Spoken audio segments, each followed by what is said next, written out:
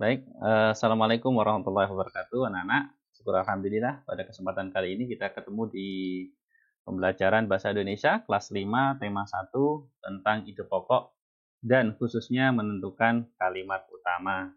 Baik, kita mulai dengan membaca basmalah. Bismillahirrahmanirrahim. Mudah-mudahan kita diberi kesehatan oleh Allah Subhanahu wa taala. Baik, anak-anak, di tema 1 ini kita akan bahas pokok pikiran. Kemudian di dalam pokok pikiran ini nanti kita akan belajar menentukan kalimat utama, kemudian menentukan jenis paragraf, kemudian menentukan kalimat penjelas, menentukan pokok pikiran, kemudian menyimpulkan paragraf, dan yang keenam meringkas paragraf. Pada kesempatan kali ini kita akan belajar nomor 1 dan nomor 2 saja.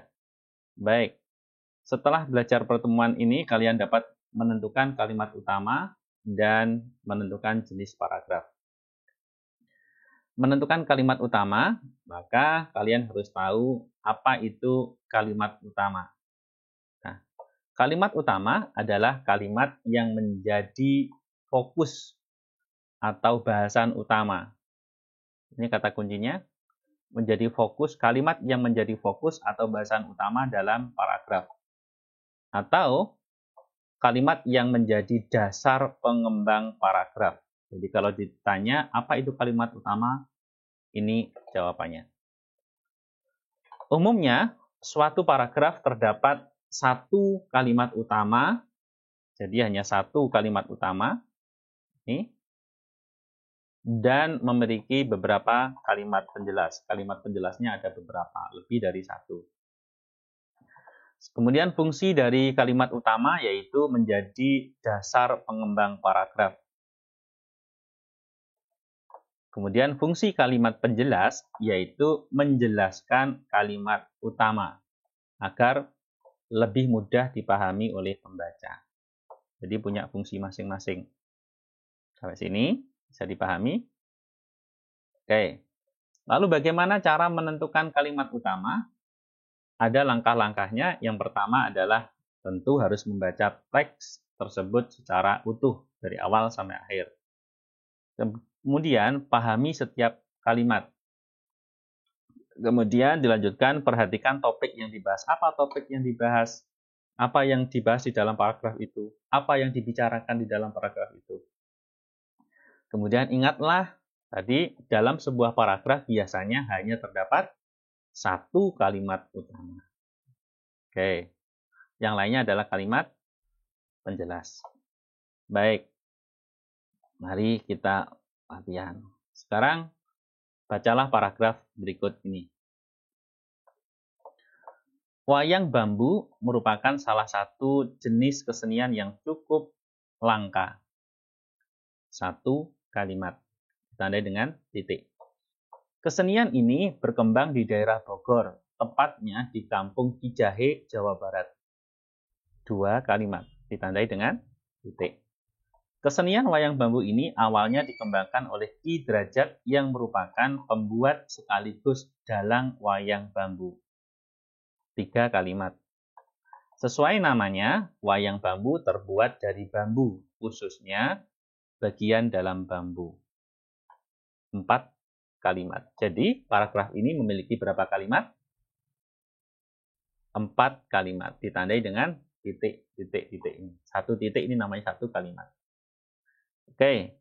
Sekarang, apa topik yang dibahas dalam dalam paragraf di atas?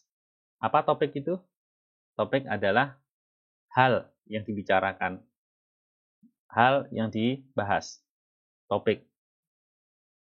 Apa topiknya, ada yang tahu? Iya, topiknya adalah wayang bambu. Mengapa?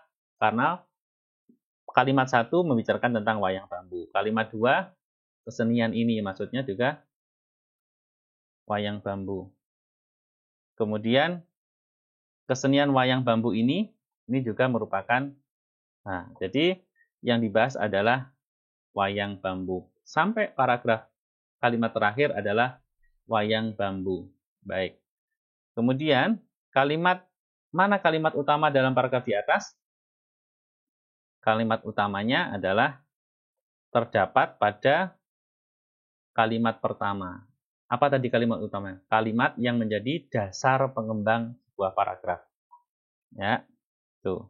Jadi bunyinya adalah wayang bambu merupakan salah satu jenis kesenian yang cukup langka. Jadi di paragraf di kalimat pertama di sini. Jadi dibaca dulu, kemudian dilihat topiknya apa, dipahami, dan kita akan tahu mana sih kalimat utamanya, yaitu kalimat yang menjadi dasar. Yang lainnya, kalimat 2, 3, dan 4 merupakan kalimat penjelas, yang menjelaskan kalimat utama. Tentang wayang bambu ini dijelaskan di kalimat 2, 3, dan 4. Baik, kita lanjutkan contoh yang kedua. Baik. Ini bentar.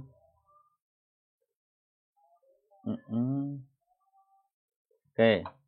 Bermain merupakan aktivitas yang menyenangkan bagi anak. Satu kalimat. Melalui bermain permainan, anak akan belajar menjadi pribadi yang lebih baik. Dua kalimat.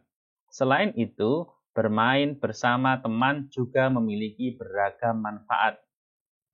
Antara lain kemampuan berempati, bersosialisasi, toleransi, bergiliran, mengikuti aturan permainan, serta melatih jiwa kepemimpinan dalam diri. Ada berapa kalimat di sini? Ada 3 kalimat. Kemudian kita cari topiknya. Apa topik yang dibahas di dalam paragraf di atas? Hal yang dibahas adalah tentang bermain, karena banyak membicarakan tentang permainan. Oke. Kemudian, mana kalimat utama dalam paragraf di atas? Ada berapa kalimat di sini? Ada 3. 3 kalimat ini, kalimat utamanya cuma 1. Yang 2 adalah kalimat penjelas. Kalimat utamanya yang mana? Kalimat utamanya yaitu kalimat yang menjadi dasar pengembang. Yang lainnya adalah kalimat penjelas. Oke, kalimat utamanya adalah terletak di kalimat yang ke-1 yang berbunyi bermain. Nah, bunyinya yang mana? Bermain merupakan aktivitas yang menyenangkan bagi anak. Kalimat yang 1. Jadi kalimat yang lainnya ini 2 dan 3 ini adalah kalimat penjelas. Oke. Sekarang kita masuk ke jenis paragraf dilihat dari letak kalimat utamanya. Oke. Untuk mengetahui jenis paragraf dapat diketahui dari letak kalimat utamanya. Yang pertama ada namanya paragraf deduktif, yaitu kalimat utamanya terletak di awal. Kemudian yang kedua ada namanya paragraf induktif, yaitu kalimat utama yang terletak di akhir. Kemudian yang ketiga paragraf ineratif, yaitu kalimat utamanya berada di tengah. 4. Paragraf campuran atau disebut deduktif induktif, yaitu kalimat utamanya berada di awal dan di akhir. Tuh. Kemudian yang kelima namanya paragraf tersirat atau disebut juga paragraf naratif, yang mana kalimat utamanya menyebar atau kita bisa menyimpulkan sendiri. Jadi tidak ada kalimat utama yang menyimpulkan sendiri. Inilah 5 jenis paragraf dilihat dari kalimat utamanya. Yang nanti sering kalian jumpai adalah paragraf deduktif yang kalimat utamanya berada di awal. Dan yang dijumpai kembali nanti adalah yang terbanyak kedua, rekornya adalah paragraf deduktif, kemudian ada juga nanti kalian akan mempelajari paragraf induktif. Ini yang banyak kita, jadi rekornya yang sini yang paling banyak kita jumpai. Tapi yang ini juga akan kita pelajari. Baik anak-anak, sementara sampai di sini dulu. Silakan dipahami penjelasan dari Pak Dwi. Jika belum paham bisa diputar kembali dari awal videonya. Pertemuan berikutnya nanti kita akan pelajari contoh-contoh paragraf deduktif, paragraf induktif, ineratif, campuran, dan tersirat. Baik, kita akhiri sampai sini ya. Jaga kesehatan, Salam untuk keluarga di rumah. Assalamualaikum warahmatullahi wabarakatuh.